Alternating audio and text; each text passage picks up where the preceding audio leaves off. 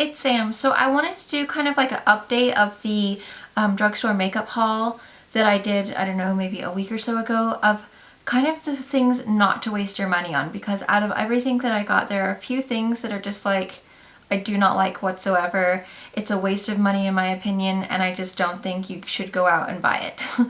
So I'm just going to share the ones with you that I think are a waste of money. The very first one is definitely these Maybelline Color Molten by Eye Studio. These things are terrible. They have no pigmentation, pointless. They're kind of like that dream, like bouncy type texture. If you can see, I can dent it in here. And when you swatch them, I mean, you can see there's barely any color, and I just don't know what really is the purpose of them other than using them as like kind of like an eye base or something. But there you can see right there. I mean, they're so pale, it's barely noticeable. And then that one is, so that one is 300 Nude Rush. And then the other shade I have is 301 Taupe. And then you'll be able to see here, it's just, I mean, they're barely any pigment. They're just so pathetic. So I just really, I mean, really, that's it. It's just total not good. The only thing that I've really found them useful for is to use as a base underneath my Urban Decay Moon Dust shadows, because they are a little bit more of like a creamy texture. So that's really the only thing they're good for. I would not waste your money on these whatsoever. They're just no pigmentation whatsoever. The next thing is another product from Maybelline. This is the, pretty sure it was the Lightscapade Color Sensational or Color Elixir Color Sensational Lip Gloss from the Lightscapade collection, and it's the color 500 Enthralling Nude. And it's like literally clear. There's just really nothing going on there whatsoever. There's no like really anything special about it. It's not really specifically catching the light in any way. I mean, it's just like your regular typical gloss. I was thinking it was actually going to be a color, and then you put it on your hand and it's just clear. So that is another don't waste your money product. Okay, the next thing is the Revlon Photo Ready Airbrush Effect Foundation in 002, well, my color is 002 Vanilla. I didn't like this foundation, and I do have a full review of this, so I won't go into like too much detail, seeing as I have a full review, and so you guys can watch that, and I will link it down below. But I wasn't impressed with it.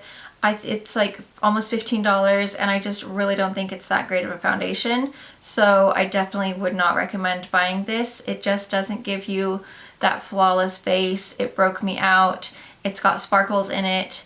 It looked really cakey. It just wasn't very good, so I definitely don't like that. Okay, another product from Revlon is the Revlon Photo Ready Prime and Anti-Shine Balm. This thing, I don't really know even, it didn't do anything for me whatsoever. It's basically like a clear transparent balm, and you're supposed to be able to put it on. You can use it like as a primer, or you can put it on throughout the day. Putting it on throughout the day, I just feel like, I don't know, I don't like putting that kind of stuff on top of my makeup. I just feel like it's gonna smudge it. As a primer, this does not do anything. It actually made me more greasy. It made my skin look really, really slimy, and it doesn't fill in your pores or anything. Basically, it's like a balm, and then you're supposed to just apply it like a primer on your skin before your makeup, or you can put it on as like a touch-up throughout the day to kind of stop shine. Now, I just used it as a primer, and as a primer, it didn't do anything for me. Maybe if you have like a normal skin and you're not super oily, it might be okay, but it's supposed to be for anti-shine, and it definitely made me oilier the day that I used it. So I mean, maybe it's good as like touching up throughout the day. I'll have to try it as that, but as a primer, it's not good. Next is a product from Loreal. Why don't they have the writing on the thing? It's so irritating. But it's like the L'Oreal Infallible, like dual-ended like lip gloss, where it's supposed to stay all day. Now I'm just talking about the specific color, because the actual lip stuff itself, it stays pretty well. It's not great. I mean, it definitely had a little bit of wear in the kind of like inner part of your lip. But as far as like staying, it does stay quite well. But this color specifically is 101 Rose Tattoo. Yeah. And it's actually so beautiful when you first apply it and you're like, oh my god, I love this. The wand is really nice. Look how beautiful that color is. It's a really pretty color. but it instantly dries and it makes your lips feel really, really dry. It starts showing all of your cracks. It looks really, really chalky. It starts getting like all bitty throughout the day. It just made my lips look so dry and so yucky. And then the actual like lip thingy itself got all over my Invisalign, and then I couldn't get it off, and it was like all over. It just kept on getting on my aligners, and it was super frustrating. And then the color just didn't look good. It just looked really cracky and dry and just chalky. It just wasn't a good color. So I definitely recommend trying out the other colors of this line, because this is actually a cool product, but this color itself just didn't work for me. Okay, and then the very last product is the L'Oreal Infallible Pro Matte Spray, or Pro Spray and Set. This is the Makeup Extender Setting Spray. This is $16, which I think is very expensive for a drugstore product. It made my skin oilier the day that I used this to the day that I didn't put anything on. It actually made my skin look worse throughout the day from when I just did it with no spray at all. So if you are oily, I wouldn't recommend it, because I really think it's just not very good for oily skin. It says oil free again, and it's supposed to go with their like Pro Matte line, but it didn't set my makeup. It didn't make my makeup stay any longer than when I used it with no spray at all. So for me, it's just kind of like a waste of a product. I'm probably not going to use this again, and I just don't think it's worth the $16. I was expecting a little bit more, and I honestly just felt really oily when I used it. So as far as the spray itself, it sprays out a really nice fine mist. So it's not like you're going to get like a bunch of like plops of liquid. It's just really nice and fine.